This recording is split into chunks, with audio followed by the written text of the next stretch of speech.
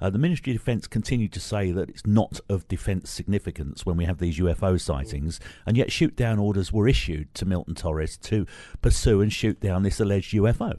Do we know it was a UFO? Well, again, it's unidentified, isn't it? How do we know it was unidentified to the people who were sending Milton Torres to have a look at it? Well, we don't know that. Because the problem is with that case, we have absolutely no paperwork from the time. All the Air Ministry papers that might have related to that have been destroyed. The American Air Force said that they've got nothing. So all we've got is a 50-year-old recollection by Milton Torres. I mean, I know now he's convinced that it was aliens or something anyway, but his original statement, which was given to an aviation magazine back in 1988, so this wasn't broken, this story, in whenever it was, when the MOD files were released. This story has actually been out in the public domain since the late 1980s.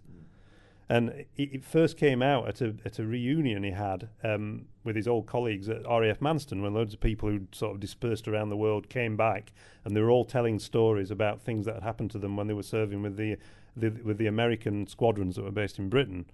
And it just came out as an anecdote, amongst other things, like, the Russian, I think it was the Russian, one of the ballet schools were visiting RAF Manston at the time. So there's a whole list of these things that they'd spoken about at that they remembered.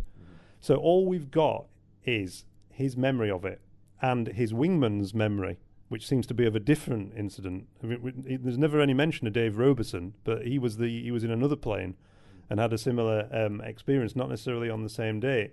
But we don't know that involved a UFO. I mean, there was all kinds of experiments going on at the time involving electronic countermeasures, where the CIA, for instance, we know that in the 60s they were developing this thing called Palladium, where they could insert an actual false radar return into enemy radar, so that they could produce something, say, on a Russian or a Cuban radar, and they'd get aircraft scrambled by the Russians to go and investigate it, and then they'd switch a switch, the thing would vanish. I mean, Mark Pilkington talks about this in his new book, Mirage Men. So the assumption that he was scrambled to intercept a alien spacecraft is completely produced by people reading these papers in the present day. That might not have been anything to do with what happened in 1957. We don't know that because we don't have the paperwork from the time. Interesting. Now, today in Warminster at Weird 10, I was going to say Weird 9 then, I was a year behind. You spoke about the Angel of Mons. Now, this was quite a good presentation. I enjoyed this because you were sort of showing how stories can be misread, how they can be made up, and the difference between myth and legend. Just give us a quick overview for the viewers now of what the talk was about. Well, I tried to draw sort of parallels between belief in the Angel of Mons back in the First World War, which is almost completely forgotten now. I mean, most people will have heard Angel of Mons and they'll think, oh yeah, it's some legend from the First World War, but most people don't know how sort of pervasive it was at the time. And what I tried to show was that belief in that story, and I'll summarise it in a moment, is very, very similar to belief today in UFOs. In that, what actually happened, it was the first battle of the First World War. The British were sort of outnumbered by the Germans, who were vastly superior, and despite that, they escaped from annihilation. And the idea got round that was a result of a miracle. And then, at around the same time that this happened, a writer called Arthur Machen published a completely fictional story called The Bowman in a London newspaper. And it was basically a patriotic piece to keep people's sort of spirits up at a time when we were having a bad time in the war. And it was about how St. George and the bowman from Agincourt had descended from appeared in the path of the Germans just as the British were about to get wiped out, and fired these arrows, and the Germans had all fallen to the floor and the British had escaped. And this was a completely fictional piece, but because it sort of coincided with this sort of idea that the British had escaped by a miracle, the two things came together, and then people started turn the bowmen into angels. And for a whole period of 2-3 years of the war, the newspapers were absolutely packed full of stories about the Angels of Mons, even though nobody could actually find a soldier who would come forward and say, I saw the Angel of Mons. Well, in fact, a soldier did come forward, as you know, and said it, and even signed a legal affidavit to say that he was there and he'd seen them himself. And then it turned out that his regiment was actually in England during the battle. You see, so it was an idea, a belief, like the UFO belief, that loads and thousands of people believed it during the First War. It was almost treasonable not to believe it. And then, like with the UFO belief, like with Roswell, there's been various people that have come forward and said that, yeah, they were at the Roswell crash, they'd handled the aliens, this, that, and the other, and it's come out that they can't possibly have been.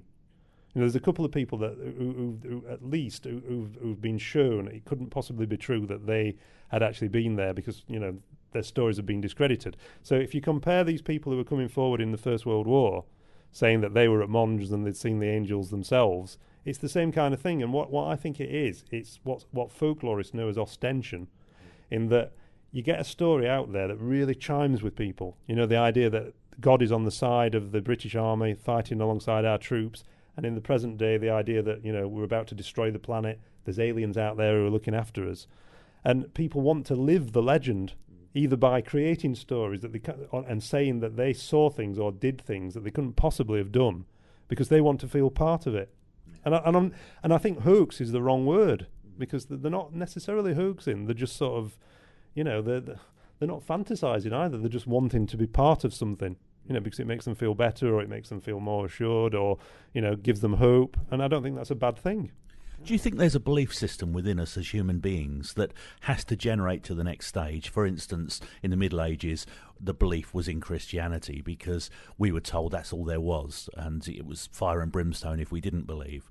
And then when people came out of that, it was a case of, well, actually, I'm questioning that belief. I now need a new belief. And we went through the whole fairy thing in the late 18th and 19th century.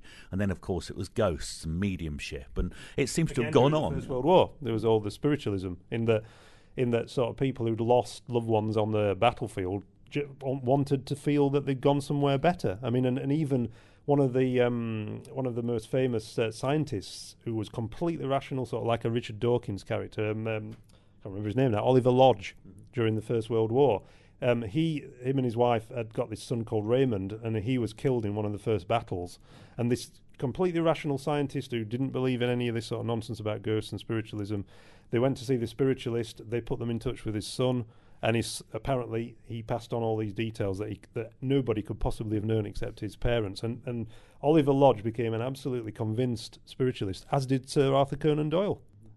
So it was, again, that was a belief system that people bought into around that time for very good reasons. And in the same way, without devaluing what people believe at the present day about UFOs, I think it's a very similar thing. And you've got to look at it as a human thing, rather than sort of, there is no evidence of life after death. There is no evidence of aliens. All we've got are the people themselves who are telling these stories to make sense of things they don't understand. Is there a website people can find out more about you? About me? Yeah, just type in drdavidclarke.co.uk and you'll find my website. Superb. Thanks for talking to us, David. Thanks for interviewing me.